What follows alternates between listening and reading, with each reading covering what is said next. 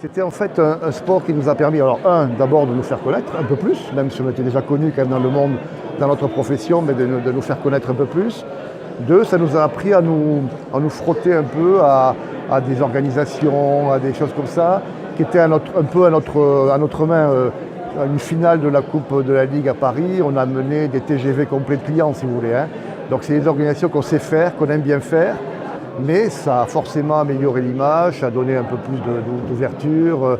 Les gens étaient ravis de faire ça avec nous, voilà, donc c'est forcément bien pour l'image, hein. Le but, il est vraiment ce que je vous ai dit, c'est-à-dire d'avoir vraiment un suivi à la fois interne.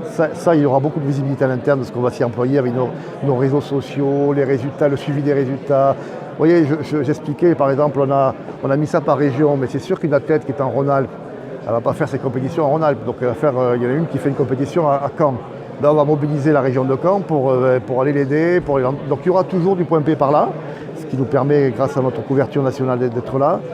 Donc voilà, donc ça sera une visibilité moins grande, mais en interne, je ne pense pas, y compris vis-à-vis de nos clients, parce qu'on va beaucoup communiquer dans nos magasins. On va mettre le portrait dans chaque région, il y aura le portrait des athlètes dans les magasins pour que les gens sachent qu'on est avec cet athlète derrière lui, etc. Voilà, donc il y aura quand même, on va bien s'amuser avec ça.